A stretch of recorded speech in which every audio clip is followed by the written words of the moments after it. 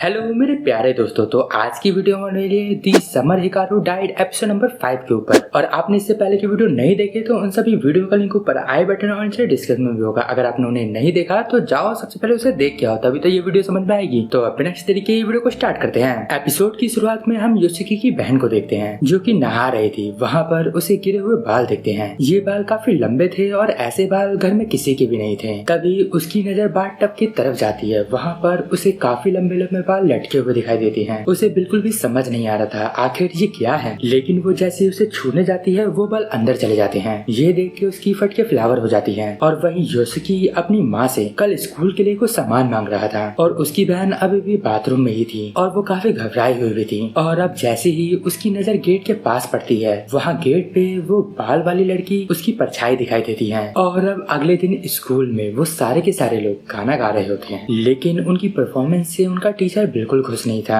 और वहीं दूसरी तरफ यूटा कुकिंग क्लास में काफी खुश था और इनका टास्क था कि फ्राइड चिकन बनाना। और तभी वहाँ फ्राइड चिकन बनाते हुए योशिकी की नजर हिकारू के ऊपर पड़ती है और थोड़े टाइम में उनका फ्राइड चिकन बनके तैयार भी हो जाता है। और इसके बाद यूटा उसे खाने पे टूट पड़ता है और वहाँ पर उसके सामने जो लड़की थी वो बोलती है तुम्हें सबसे पहले भगवान का शुक्रिया अदा करना चाहिए। और वहाँ पर यूटा उससे अकड़ के बोलता है तू मेरी दोस्त है, सिर्फ दोस्त रहे, माँ बनने की जरूरत नहीं है तुझे। और अब वहीं योशिकी के पास हिकारू आता है और वो उसे अपनी टीम का फ्राइड चिकन दिखाता है जो कि जल के कोयला हो चुका था। योशिकी बोलता है तुम्हें ये फ्राइड चिकन तो बिल्कुल नहीं खाना चाहिए। वहाँ पर हिकारू योशिकी से पूछता है तुम जब फ्राइड चिकन बना रहे थे तब तुम मुझे क्यों देख रहे थे। योशिकी बोलता है मैंने जैसे ही फ्राइड चिकन को छुआ था तब मुझे उस दिन की याद आई जब मैंने तुम्हारे बॉडी के अंदर अपना हाथ डाला था। इसे सुन के हिकारू वहाँ शर्माने लगता है और वो बोलता है क्या तुम्हें फिर से वो चीज एक्सपीरियंस करनी है। और योशिकी भी ये सुन के काफी एक्साइटेड हो जाता है। और अब वो लोग एक ऐसे रूम में जाते हैं जहाँ पर कोई भी नहीं होता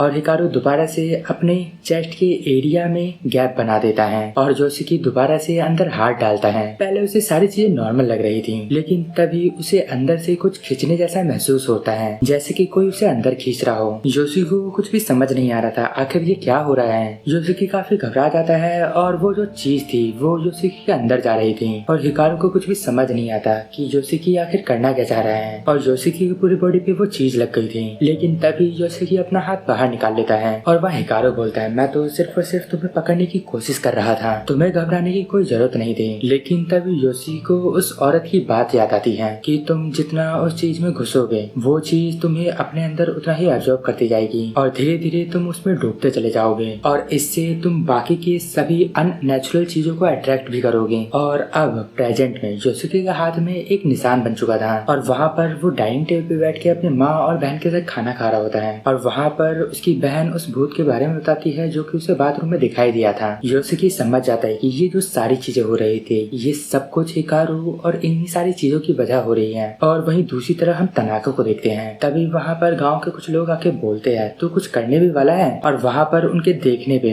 रूम में तनाका की तलवार दिखती है और इस तलवार में काफी जंग लग चुका था, लेकिन तनाका बोलता है तुम्हें इस चीज की चिंता करने की कोई जरूरत नहीं है, ये इंसानों को मारने के लिए नहीं है, ये तो सिर्फ और सिर्फ भूतों को मारने के लिए है। और वहाँ पर वो एक बैल दिखाता है और वो बोलता है ये है मेरा वेपन। और अब सीन शिफ्ट होता है, हम अगला दिन देखते हैं। वहाँ पर योशिकी, यूटा और हिकारू तीनों के तीनों मॉल गए होते हैं और वो लोग एक टेडी बियर वाला गेम खेल रहे थे। योशिकी से वो गेम पूरा नहीं होता। तभी वहाँ पर यूटा और हिकारू दोनों ही उसका मजाक उड़ाने लगते हैं, लेकिन यूटा ने वहाँ इस गेम में एक टेडी बियर जीत लिया था। और वो लोग पूछते हैं आखिर वो ये सारी चीजें कर किसके लिए रहा है। यूटा बोलता है नहीं नहीं किसी के लिए नहीं। तो वो लोग बोलते हैं ये तुम किसी लड़की के लिए तो नहीं कर रहे। यूटा मना करता है और एक कोने में जाके बैठ जाता है और शर्माने लगता है, इसका मतलब ये किसी लड़की के लिए ही कर रहा है। और अब वो तीनों के तीनों एक कैंटीन में बैठे होते हैं और वहाँ पर योशिकी सारी चीजें बताता है जो कि उसकी बहन के साथ हुई थी। हिकारू बोलता है तुम्हें चिंता करने की कोई जरूरत नहीं है, मैं आज तुम्हारे घर में आके वो भूत भगा दूंगा। और वहीं दूसरी तरफ यूटा ने यूकी के लिए वो टेडी बियर लिया था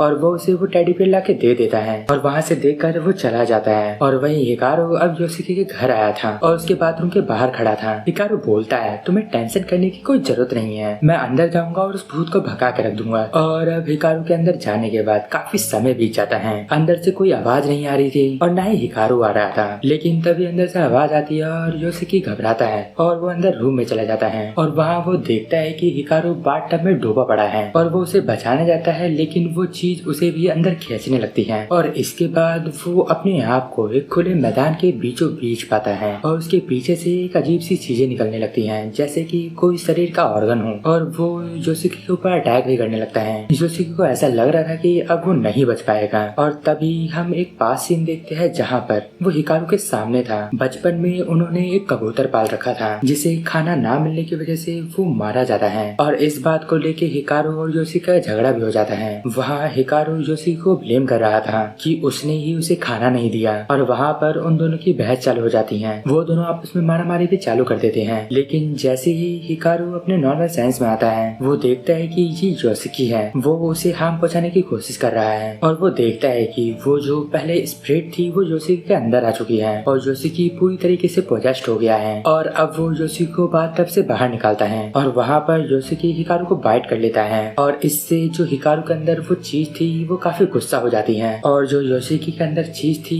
वो डर के मारे उसे छोड़ देती है। और अब योशिकी नॉर्मल हो जाता है, लेकिन उसे कुछ याद नहीं था कि उसने किया क्या है। उसे अपने सामने हिकारू दिखाई दे रहा था, और उसके हाथ पर उसके दांतों के निशान बने हुए थे। योशिकी काफी शर्मिंदा भी होता है कि आखिर उसने ये किया क्या। हिकारू बोलता है कोई बात नहीं, और वो जो बालों वाला स्प्रिट था वो दीवारों के अंदर घुस के उस घर से बाहर निकल जाता है। लेकिन अभी भी योशिकी काफी शर्मिंदा था कि उसने हिकारू के साथ क्या किया। लेकिन हिकारू बोलता है तुम्हें टेंशन लेने की कोई जरूरत नहीं है, क्योंकि ये सारी चीजें होती रहती हैं, और वो पोजेस्ड हो गया था, इस वजह से वो सेंसेस में नहीं था, तो जो भी उसने किया इसमें उसकी गलती नहीं है। और तभी वहाँ योशिकी के पेरेंट्स आते हैं, और हिकारू को पता चलता है कि आज उसकी फेवरेट डिश बनने वाली है, तो आज वो यहीं पर खाना खा के जाएगा। और योशिकी वहाँ हिकारू को देखता है तो वो सब भूल जाता है कि ये इंसान है या कोई स्पिरिट है। उसे वो बिल्कुल नॉर्मल लग रहा था, जो कि पहले से बेटर बनने की कोशिश कर रहा था। वो जो भी है लेकिन अब पहले से अच्छा बन रहा है, और योशिकी के हिसाब से हिकारू एक अच्छा इंसान है, और वो किसी का बुरा भी नहीं चाहता। और वहीं दूसरी तरफ जो टनाका था उसने उस बैल के ऊपर अपना खून लगा रखा था, और जंगल में उन्हें एक साइन मिली थी, वहाँ पर वो उस बैल को फेंक देते हैं ताकि उस साइन के नीचे जो भी है वो बाहर आ जाए। लेकिन वहाँ कुछ भी नहीं होता, और टनाका वहाँ पर वो बैल फेंक के चला जाता है, और यहीं पर ये एपिसोड एंड हो जाता है। अगर आपको इस वीडियो में कुछ भी अच्छा लगा या पसंद आया तो इस वीडियो को लाइक कर देना, और अभी तक आपने चैनल को सब्सक्राइब नहीं किया तो चैनल को सब्सक्राइब करके बेल आइकन को जरूर दबा देना, इससे आपको रेगुलर नोटिफिकेशन आती रहेगी।